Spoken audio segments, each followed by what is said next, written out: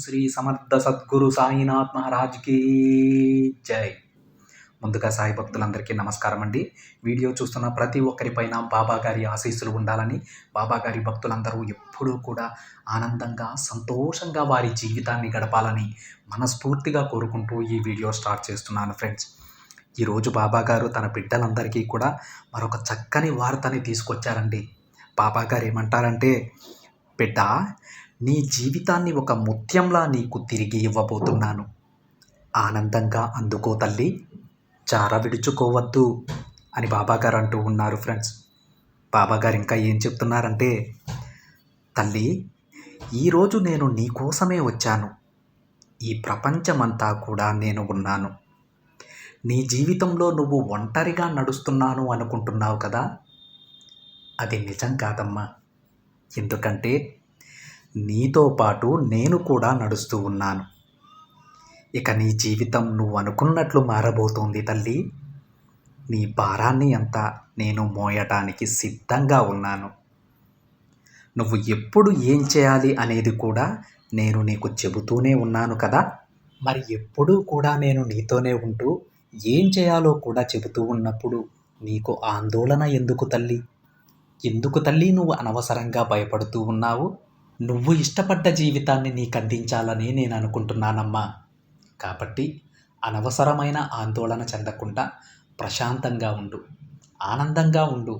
ఎందుకంటే నీ వెంట నేనున్నాను తల్లి. నీ సాయి తండ్రిని తలుచుకుంటూ ఉండు.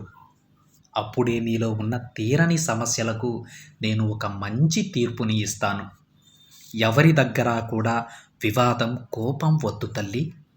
ఎందుకంటే ఈ ప్రపంచంలో ఎంతోమంది వారి వారి జీవితాల్లో విసుగు చెంది ఉన్నారు. అలాంటి ఎంతోమంది నా దగ్గరకు వచ్చారు.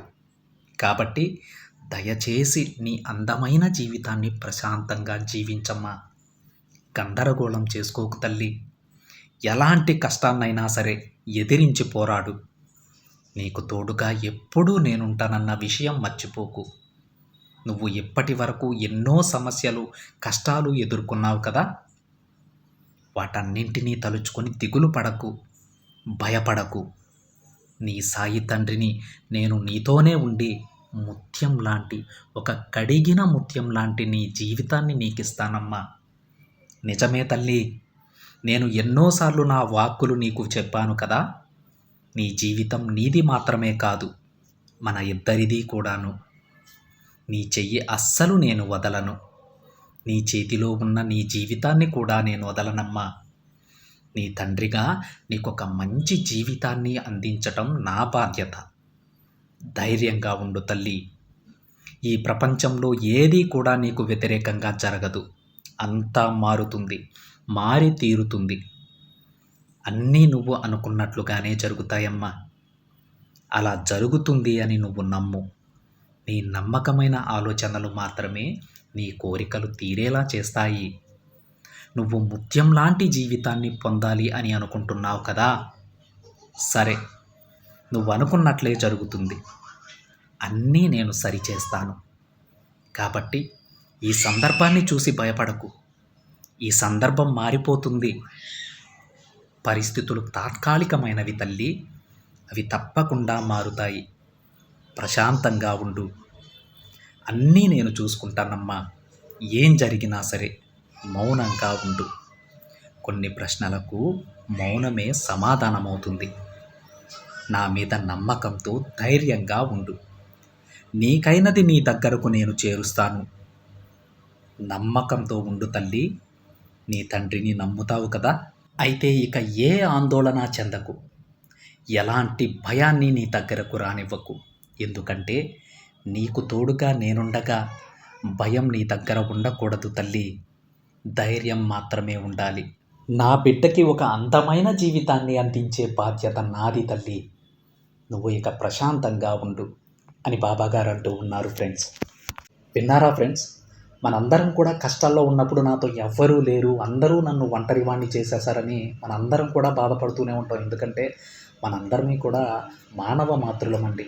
బాధ అనేది సహజంగా వస్తూనే ఉంటుంది. కానీ ఈరోజు బాబాగారు ఏం చెప్పారో చూసారా అండి? ఒక్క కష్ట సమయంలోనే కాదు, ప్రతి క్షణం, ప్రతి సెకను కూడా మీరు ఎప్పుడూ కూడా ఒంటరిగా నడవరు.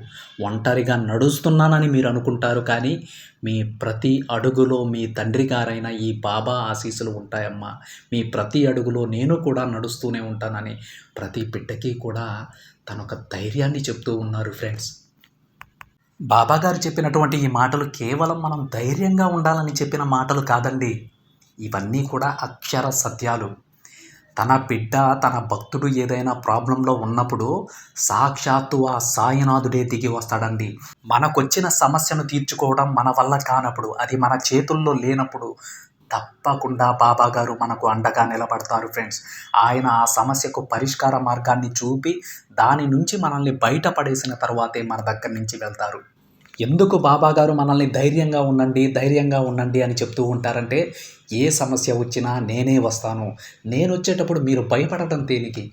ఏ సమస్య అయినా సరే తీరడం కొంచెం ఆలస్యం అవుతుందేమో కానీ ఖచ్చితంగా తీర్చే నేను వెళ్తానమ్మా అని బాబాగారు చెప్తూ ఉంటారు ఫ్రెండ్స్. ఒక సమస్య మనం పరిష్కరించుకోదగినదైతే తప్పకుండా దానికి ఎన్నో పరిష్కార మార్గాలు బాబాగారు మనకు చూపిస్తూ ఉంటారండి.